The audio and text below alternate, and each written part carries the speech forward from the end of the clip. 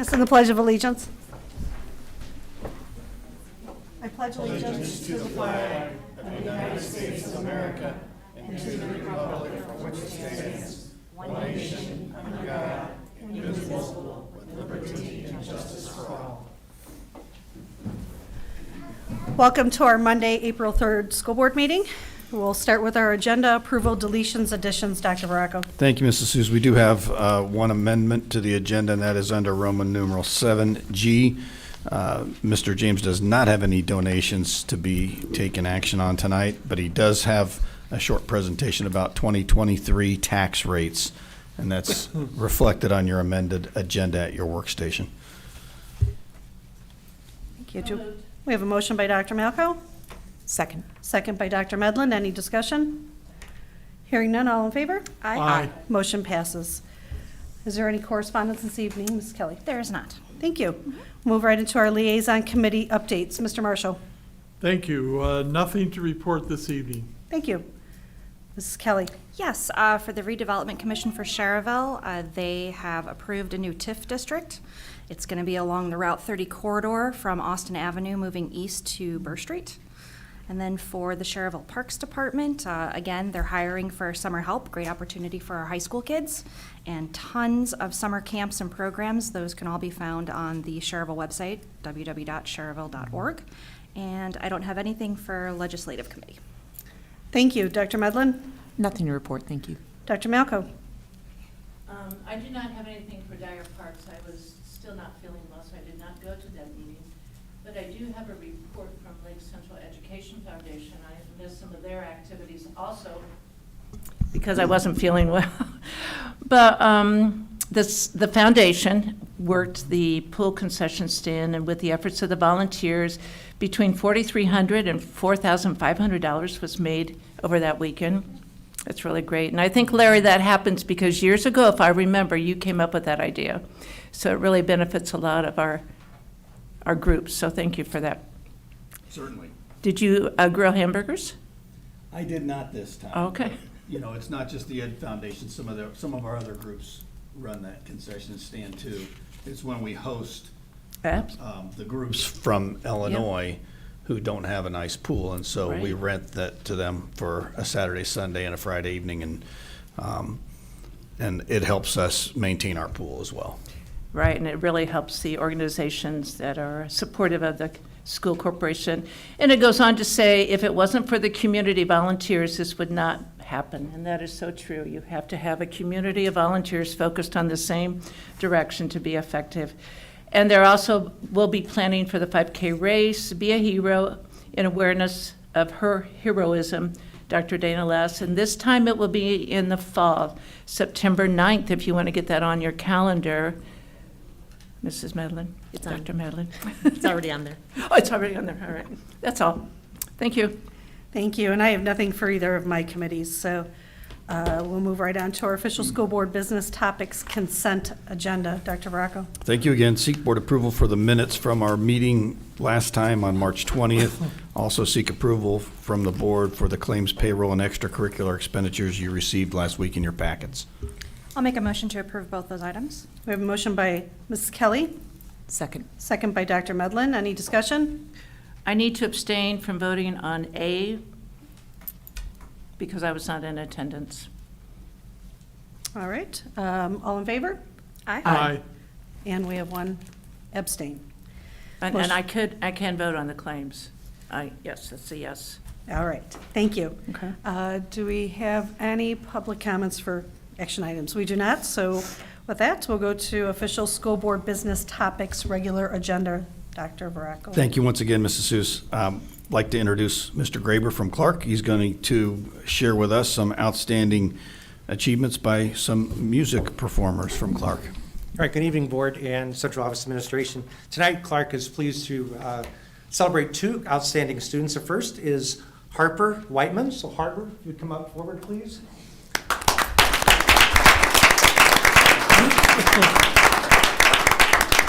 Harper was selected to the 2023 Junior All-State Band. Harper joined Ethan Klein of Kaler and Jillian Worden of Grimmett to represent Lake Central at the Indiana Music Educators Association Conference in January of '23. So congratulations to Harper, did a job well done.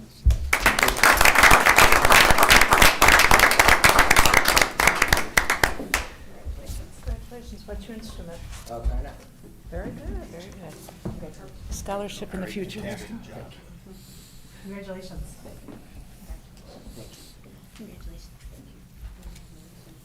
Congratulations. You had your back. What instrument do you play? Clarinet. Wonderful. Harper, can I get a picture with Mr.? Harper, can you tell us who's with you tonight? My sisters and mom and dad. All right.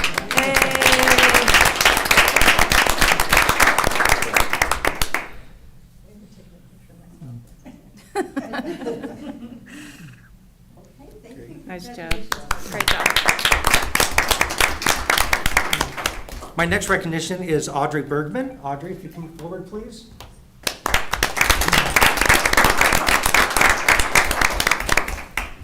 Audrey's outstanding. She actually performed at the state solo and ensemble contest on her violin, February 25th of 2023, earning a gold as well as an outstanding performance.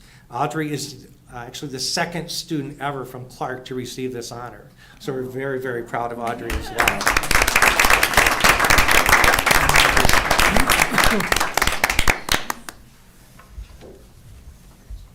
Congratulations. I assume you have lessons? And where exactly did you go? Very good. Keep up the good work. Oh, string instruments are so beautiful. Congratulations.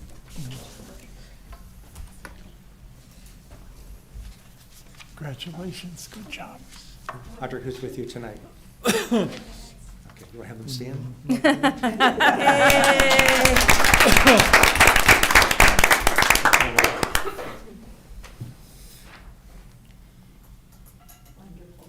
Congratulations. Great job.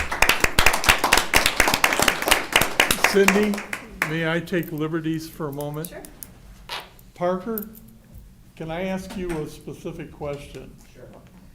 When you said you played clarinet, this is kind of weird. My middle daughter played clarinet in high school, and obviously that's been a few moons ago. She kept her clarinet up in the closet, and she lives out of the area. She was thinking of selling it or something like that. She went to a music man. He claims clarinets, by being kept in the closet, they can get dust mites on the pads. Have you ever heard of that before? Wow. That's a, pardon? No, actually, I haven't. Okay, well, that was a new one. I thought you might have some knowledge. Thank you.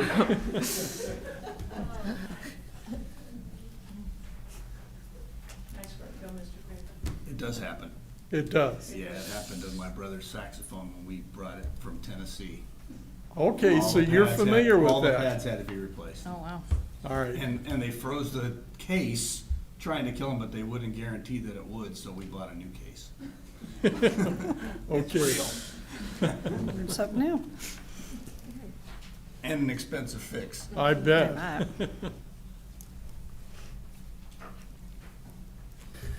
Okay, so our folks who came for recognition tonight, we're going to continue with the meeting of the board, which you're welcome to stay for, but if you need to get home to do other things, that's okay too.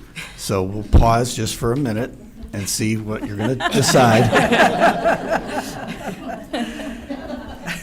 Thanks, Kyle. Yeah, thank you for coming. Congratulations.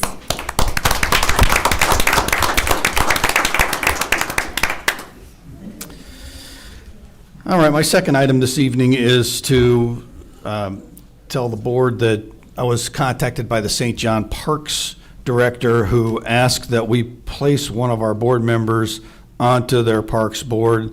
The only person who qualifies is Cindy, because she lives in St. John proper.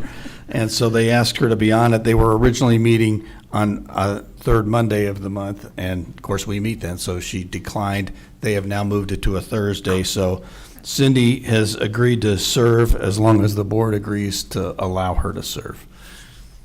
Seek board approval for Cindy to serve on the St. John Parks Board.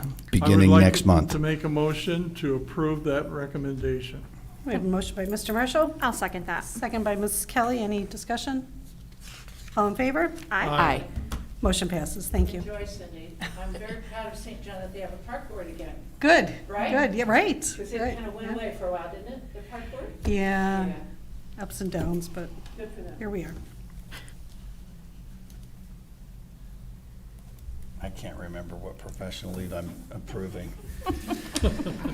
So I have a professional leave this evening for the technology department. It is for Teresa Scherzinger and Matt Tosek to attend a meeting in Zionsville regarding state reports. It is a single-day event, seeking board approval for mileage and for those two folks to take the day off to go to that special meeting. Thank you.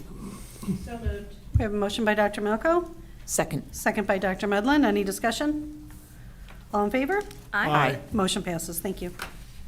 Thank you. My next item is just to bring the board's attention to the summer camp schedule that was included in your packets. We typically have shared this schedule with the board for information purposes only. If you have questions, you can address them to either Terry or me or directly to Chris Enyart if you need to. And then my final item this evening is to give the board a quick legislative update. We're getting deeper into the session now, and I'll get into some deadline stuff in a little bit. The notes that you have before you came from a combination of the Superintendent's Association, school business officials, and the Hannah News Service Education Committee notes that came out last week. The first piece is SB 369 related to defibrillator coverage.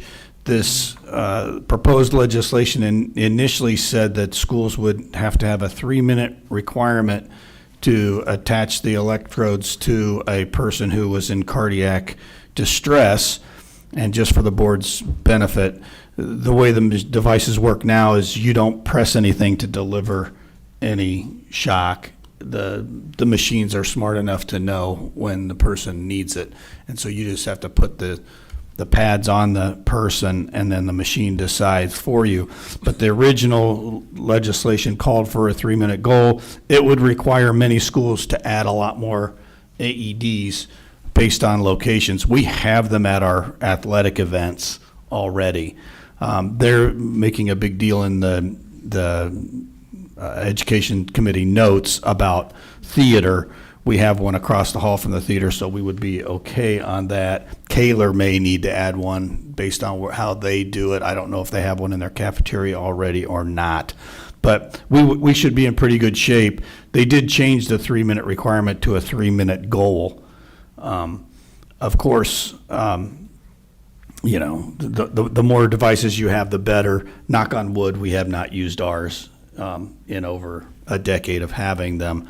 But it only takes one to make it worth it. So it would require us also to get more of our club sponsors annually trained like our coaches do. And we already do that. We already have that infrastructure in place, so that would be doable for us. But I just wanted to update the board on that. We'll continue to follow that piece of proposed legislation. Senate Bill 380 is calling to cap the waiver rate for high school graduates. There's a concern about too many students using the ASVAB part of the pathway to do that. There was significant testimony suggesting that the waiver rates have actually dropped since many schools have started to partially use the pathways. This year's class is fully required to follow one of the pathways. Based on the lengthy testimony of people from School Boards Association and School Business, well, I don't think the school business officials were on this one, but Principals Association and Superintendents Association, they did raise enough concerns that the bill was held for further analysis at this stage of the session. You know, that it could still be wrapped into something, but it looks like it might be on pause for now. There's a piece out there about financial literacy. I found it interesting that recent amendment to that bill, Senate Bill 35, removed the requirement for state accredited non-public schools. When Representative Vern Smith from Gary asked the chair, why is every school not included? House Education Chair Beaning said, and I quote, regulating these schools, private schools, is something the committee chose not to do. I only wish that Representative Smith would have said, I know that they chose not to do it. I asked why they chose not to do it. Nonetheless, I'll repeat for the record that I believe if something is really good for students, it should be good for all students. And so I hope they reconsider that piece. There is a concern, of course, with the financial literacy course. If it's required to be an 18-week semester course, it limits student flexibility again with taking electives. Some of the people testified they'd like to see it count as one semester of Algebra 2 for those students who struggle to get through Algebra 2. There were also questions raised about the resources needed to add the course. Representative Gaskill stated we have different takes on specifics, but we need to move something forward. It is time to decide, this is me talking now, it's time to decide what that something is before we vote on anything. The days of rushing through halfway designed ideas needs to end. Educators, we here, we don't not need to be left trying to figure out the specifics when it's a mandate. If it's a mandate, it needs to be thought through. And that's my soapbox on Senate Bill 35. And then I just want to, without going into the details because we haven't gotten any more on the budget bill, of course, that's House Bill 1001, the most important piece that's going to get passed this session. The state revenue forecast is still expected to be delivered on April 19th. That'll leave 8 to 10 days for the two groups, the House and the Senate, to get together using the influence of the governor's proposed budget to determine how they're going to allocate the money for the next 2 years. So we will be following that closely. We won't know what's going on before our next meeting, but we will by the first meeting in May. Any questions on any of that? I have a question, relates back to the Senate Bill 369. Can we go back there? Former board member Dr. John DeVries asked me, and I didn't have an answer, so I called Chris, our AD. Do we maintain taking AEDs with us when we have an away trip? Like the baseball team went down to Gibson, Southern Indiana or something. And Chris, to the best of his knowledge, correct me if I'm right or wrong, said, no, we don't take them with, we don't have enough available. We rely upon the receiving school of our trip to provide AEDs if they're ever needed. Is that correct? I believe that is correct because most schools in the state do have their athletic facilities covered. Correct. And they have not only the coaches trained, but most schools have a trainer at the games now too, who can also provide assistance in that case. You know, at our home football games, we have full-blown EMTs available to support any crisis we would have too.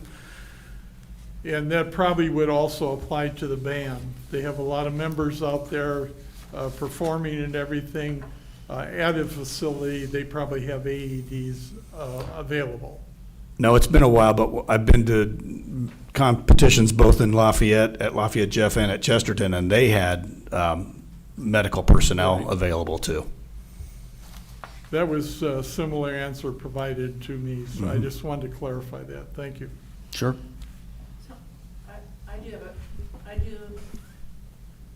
So, I do have a question similar to Howard's. Are there AEDs on the buses That's what he during their said, travel no. time? No. Okay. So Larry, explain this to me. This says a 3-minute requirement to do what? The original language was a 3-minute requirement to have the device placed on, you put the pads on the person's Okay. chest. And they knocked that down because 3-minute goal. they turned it into a goal for now. I mean, who would do the timing of this? I mean, it just seems ludicrous, but to put it. Yeah, because people, when they have a crisis, they're going as fast as they Right. can, and whatever that time is, that's as Right. fast as they could go. Well, let me stop But I and- think if they put a number on something, and they have some schools that have very few devices, it may give them the impetus to have more devices. Perhaps, you're right. Now, Senate Bill 380, Do I remember incorrectly, Mrs. Castaneda, wasn't ASVAB one of the tests that was recommended for use by the Department of Ed a couple of years ago? Yes, it is, and it's still in place. There are a lot of students who sit for the ASVAB because they cannot meet the mark on ACT and SAT. However, I don't think when the state put this together, they thought how the military would feel about the sheer quantity of tests that we're giving, and so I would suspect that that's a little bit playing into what's going on there. I see. Okay. Overload there, Okay. Interesting that House Chair Benning regulating these private schools is something the committee chose not to do. Right out of his mouth, huh? Yep. Okay, and then on the budget bill, House Bill 1001, so there, it's too soon to tell the impact that it will have on us. Would that be correct? Well, the only thing that's been published is the House version of the bill. And so we get reports on how that would impact us. But the Senate bill version is not out. So it really doesn't do us too much to speculate just on the one version until we see the other, because they may have a completely different view. So in order for us not to get too excited or get too depressed on the numbers that we see for us on the House side, let's see what the Senate side is first. And then after the revenue forecast, it comes in. I guess the only thing overall would be what we're consistently hearing is when you see the legislators saying like 8.5% of money in going to K-12, new money, that is very overstated in the sense because a large portion of that is the expansion of vouchers to private schools. So that's not coming into public ed. That's part of that 8.5%, as well as the governor's idea to get rid of textbook rental for parents and have that fully funded by the state. Well, that is currently in the House version was part of the funding formula. And so that, for example, if that was $2 million for us, that's now in part of their, in essence, new money, even though all it is just replacing the money we are currently getting from the parents. So you take that off, you take those off, the number is a lot less. But again, we'll just wait and see what comes out, at least from the Senate, and then we'll go forward from there. So if you were to describe your reaction to the House bill, would it be lukewarm, cold, or hot? I would say that is a little bit misrepresentative of the reality. But every school district is different. When it comes down to us, in the first year was estimated to be 4.5% of new money. I see that on the surface, and I think, hey, well, it's not inflation, but we'll take 4.5. But then if I start taking my curricular materials piece off of that, well, then it's a lot less. And then in the House version, our second year, as when most school districts, it was only about 0.5%. So we're all fighting the inflation, so I would say I'm lukewarm about it as it currently sits, but I also know that the Senate side has a lot of mixed feelings and is not in agreement with the House on lots of these issues, so it's all going to change anyway. Okay. So. That's good to know. Thank you. Thank you.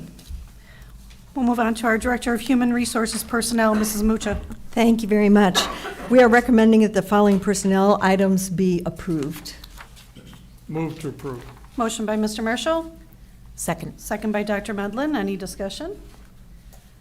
Hearing none, all in favor? Aye. Motion passes. Thank you. I do want to take this opportunity for Mr. Newton to introduce someone special here this evening. Members of the board, central office, very excited tonight to be able to introduce to you our new assistant principal for Kaler starting in the fall, Ryan Bontrain. Hi, everybody. First of all, I want to introduce two people that are really important to me. This is my wife, Karma, and my daughter, Harper. Wow, Harper, very nice. Secondly, I just want to say thank you to everybody, starting with Ken and Barb, with a wonderful interview process, and an honor to work in this school system. I have a lot of respect here in this school system, and it feels good to be here. Thank you. Thank you. You're welcome. I wonder if I could get a picture of you and Barb and your family, please? Photo op. I think she's ready with all those. Yes. guys want to come over here and like get a picture, because she's got on my kind of shoes. She does. We're gonna get a picture. How Cute is she? She's so cute.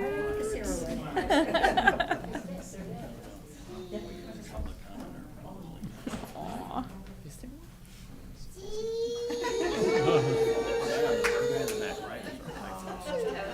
Yeah, yeah. Yeah.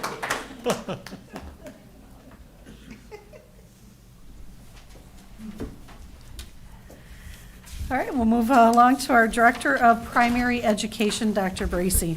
Good evening. I am coming before you tonight seeking approval for our new elementary literacy coach position. I'd like to move that we accept that recommendation. We have a motion by Dr. Malco, and I will second that. Any discussion? Hearing none, all in favor? Aye. Motion passes. Thank you. And I also wanted to inform you about the elementary school science textbook adoption selections. Our K through 2 teachers have decided to go with Discovery Education. And then our 3rd and 4th grade teachers would like to use Inspire by McGraw-Hill. Thank you. Thank you. And now our Director of Secondary Education, Mrs. Castaneda. Thank you. For my first item, I am seeking your approval for the professional leave requests. Motion to approve. Motion by Mrs. Kelly, Second. second by Dr. Medlin. Any discussion? Hearing none, all in favor? Aye. Motion passes. Thank you. For my second item, I am seeking your approval for the field trip requests. Move to approve the field trip requests? Motion by Dr. Medlin, and Se- second by Mr. Marshall. Any discussion? All in favor? Motion passes. Thank you. And then for my last item, I wanted to share with you, and it was in your board packets, the list of textbooks that the high school selected for science. There are quite a few titles and publishers on there because we have so many wonderful electives at the high school level. So if you have any individual questions, please let me know. One thing to note is our AP Physics course is going to wait a year or two to adopt. The College Board is revising their curriculum, and so we felt it best to wait so we could align with that once that is done. Thank you. And now our Director of Student Services, Mrs. Grimala. And my only item tonight is to seek your approval for the professional leave request that was in your packet. So moved. Motion by Dr. Malco, Second. second by Dr. Medlin. Any discussion? I have an associated question. Okay. Becky, maybe you can help me. I apologize for incomplete information, but I seem to remember reading about a special program for challenged students available in Cherville within the last couple of weeks. Can you help me out? Anybody else see that article? I know that there was an Easter egg hunt Thank that you. was That's organized for students with special needs, and that was actually in memory of a student You're with autism exactly who right. passed away. That's right.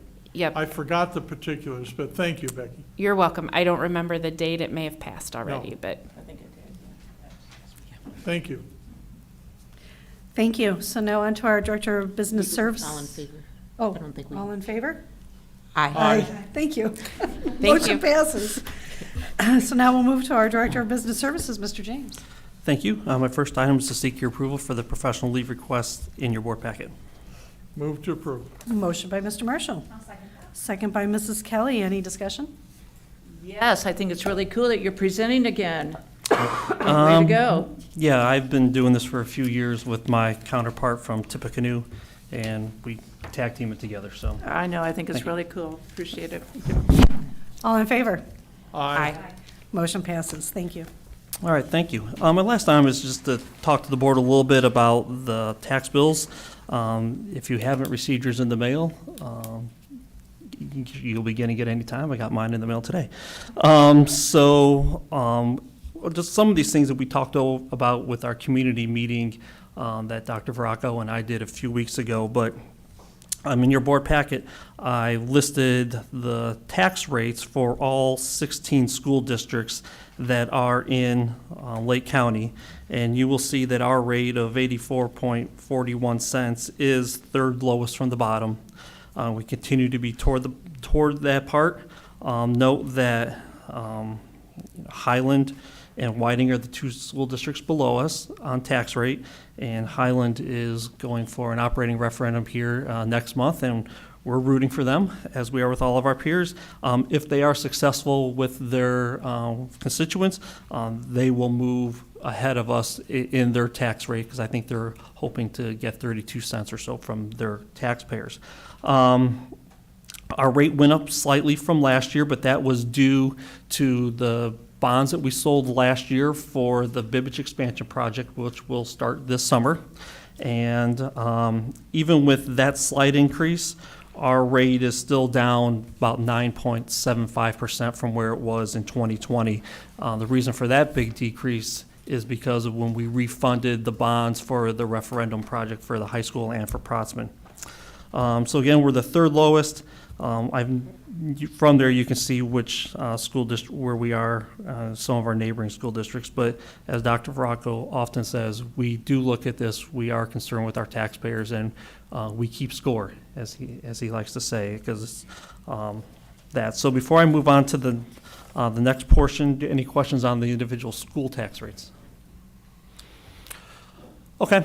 Well, as you know, that all we really have any control is the school rate, but when we look at our tax bills, it's made up of the county and the town and the library and all the different levels of local government. So really only one people really care about is the bottom line anyway. And there are 50 different taxing units in the county, meaning I can live in Dyer proper with Dyer service of everything, but maybe I Lake Central Schools, but I live in Griffith town. We have a little portion there. So all these different combinations. So what I do each year is I look to see if you lived in the city limits of the 19 cities and towns in Lake County, what would your bottom line tax rates? Again, people can live in any of these towns and have a different rate because of some little quirk on what services or what township they might be in and so forth. But you will see that, again, Cherville and St. John are the two lowest tax rates in the county, with Dyer there toward the bottom as well. Dyer, as we know, has been doing a lot of work with their parks expansion, and because of that, they've had to issue debt just like we did. And so that is why their rate is higher, because they've been doing things to the town.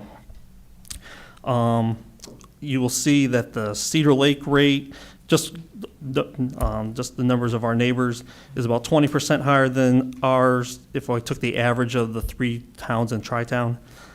Crown Point's 22% higher, Munster is 35% higher. And the reason I say that is a home is a home. So if you have a $200,000 home here and you just picked up your home and dropped it in one of those other towns, everything else being equal, your tax rate would be that much higher. Your tax bill would be that much higher for having the exact same home in those communities.